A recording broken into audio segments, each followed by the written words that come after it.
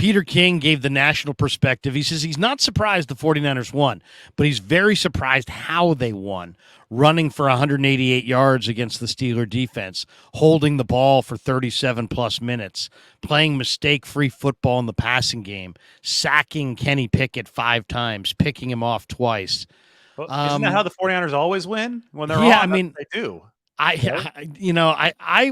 thought the Niners would win big in the offseason. I really hedged as we got closer and said, maybe it'll be more like 24-17. But I did feel like the 49ers were the better team and would prove it. And my thought was it was all based on last year, week 1. Last year they brought a lot of energy in week 1, but they didn't bring a lot of focus and attention to detail. They had a couple broken plays on defense. They had a couple of costly penalties where there was just a little bit of overzealousness on the part of Dre Greenlaw. And I just felt like this year they weren't just going to bring energy. They were going to bring energy and focus, seeing how important week 1 is. And sure enough, that's the way it turned out. But was there anything about the week 1 win that did surprise you? Well, they had a lot better quarterback this year than they did week 1 of last season. I think Yep. that's the biggest change variable. Brock Purdy's playing like a top 5 guy, and Trey Lance wasn't last year, plus the monsoon. So, I think people are a little bit worried about rain. Weather is a great equalizer. It will take a worse roster and bring it closer to the mean, and take a better roster and bring it closer to the mean. So you saw that, plus, the fact that Trey Lance last year wasn't, Trey might develop into something that's good, but he wasn't there yet with the 49ers, and he definitely wasn't there yet in week 1 of 2022. They were really open about that. They talked about the need to prop Trey Lance up early last season to get him into the flow. Then he got hurt. So anyway, that's all water under the bridge, literally, because there was a lot of water in that game against Chicago last year. But I will say that Purdy was excellent in this game. He even, thought, took strides over last year. There were 2 things that last season I wasn't all too sure about regarding Purdy. And one was whenever he was forced to his left to roll out, could he flip his hips and be accurate firing downfield? There was a throw that it might have been intended for George Kittle that Deebo Samuel caught on that 3rd down, but it was accurate to 2 guys, right? I mean, it would have been on a line straight to Kittle off the roll to the left, and it hit Deebo Samuel. And then the scramble in the 4th quarter that put the game away. I knew that Purdy was quick. I knew that he was twitchy. He's got the awesome 10-yard split to get away from some of these rushers, but I wasn't really sure about his actual scrambling ability downfield. We didn't see all too much of that last year. And I mean, he took a page out of Steve Young's book there with the deception, right? He maintained the threat to throw, used his eyes to really just freeze that defense in concrete, and then knifed upfield with the burst that he has. And that run essentially put away the game if Christian McCaffrey's 65-yarder hadn't put it away earlier. So those are the 2 things that I noticed from Purdy. And overarching takeaway is they just had a better quarterback than last year. They have their QB, and that's what should make 49ers fans really bullish about this team right now. No question about it. Ryan Covey, who we both know well, says the 49ers team is complete. If Brock is that dude, this team can win a trophy, period. Covey, good to see you, bro. Hope things are going well for you.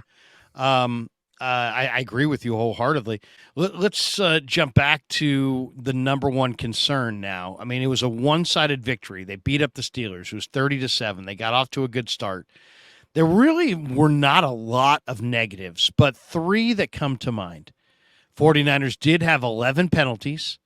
The Niners coverage unit on kickoffs allowed an average of 30.3 yards per attempt in 3 attempts.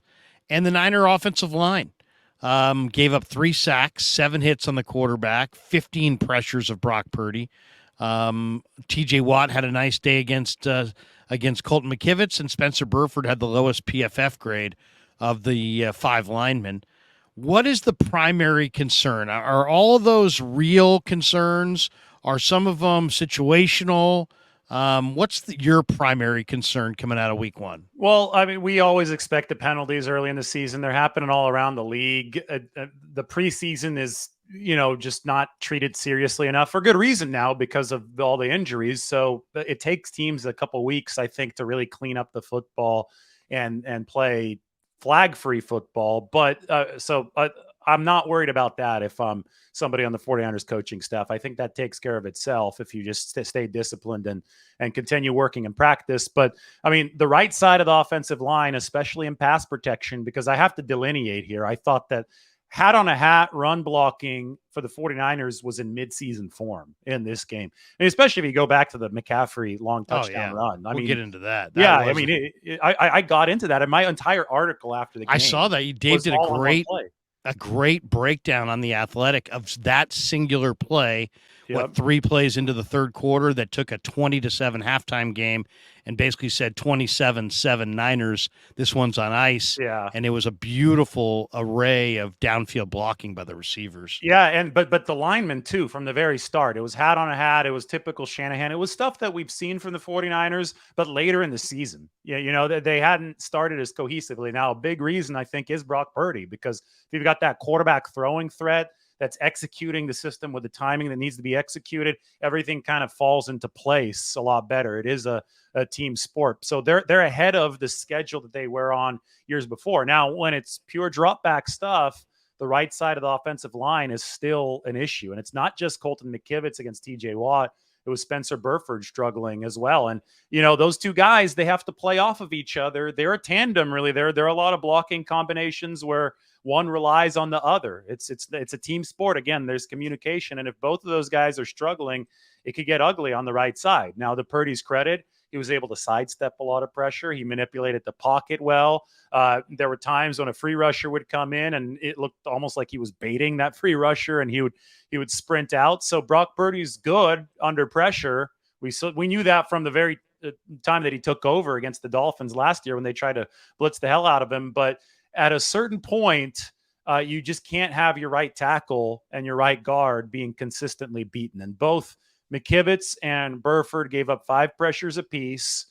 Just watching the game, to me, they were just clear weak links on the right side. And TJ Watt is TJ Watt. He's a singular talent. Maybe Nick Bosa's up right at his level, but we know that he's an elite edge rusher. So it probably won't be as difficult on a week in, week out basis for Colton McKivitz, but there are other great edge rushers in this league. And, I should add that Micah Parsons is right there in that same conversation. And the 49ers do have to play the Cowboys this year. So that's something that he better get better quickly, or the 49ers better use some of that cap space if they could even swing it to get a different tackle, because in general, there is a shortage of quality tackles in the NFL. It's really hard to acquire one of these guys. The edge rushers are outpacing the tackles right now. They're not outpacing Trent Williams, but TJ Watt definitely outpaced Colton McKivitz, with Spencer Burford being an issue at right guard as well.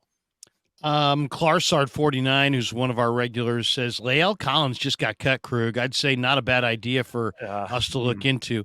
What do you think of that? I mean, Lael Collins coming out of LSU, Lael Collins with Dallas, I thought was better than what Matt Pryor looks like to me in practice. But is Lael Collins physically diminished now? What do you think of him? 3 years ago, he was obviously better than Matt Pryor, obviously better than Colton McKivitz. He's coming off a torn ACL late last year. Right. So, there's a reason why the Cowboys released him, and then there's a reason why the Bengals just released him. Teams just aren't giving up on tackles that they believe in, that because there's such a shortage of them around the league right now. So, to me, this screams, oh, this guy has a semi-big name. Let's go out and get him. There's no way he can be worse than McKivitz. I'm like, oh, the guy doesn't have a knee anymore. Then, he can be worse than McKivitz. So the 49ers will everybody will be all up in arms about this next line that I say. They'll do their due diligence. John Lynch loves to say that, but if their due diligence comes back with, oh yeah, this guy's knee is shot right now, he's not ready to come back from that torn ACL, then I don't think it will make it any further than that. Yeah, I mean, I think the Niners are really open-minded to looking at every viable option at offensive tackle. I don't think they're in love with Matt Pryor, but then also Matt Pryor's healthy. He's got NFL experience. They're not going to kick him to the curb unless they get a guy who they know is better, and we'll see how that goes. That's going to be a very difficult thing to get accomplished.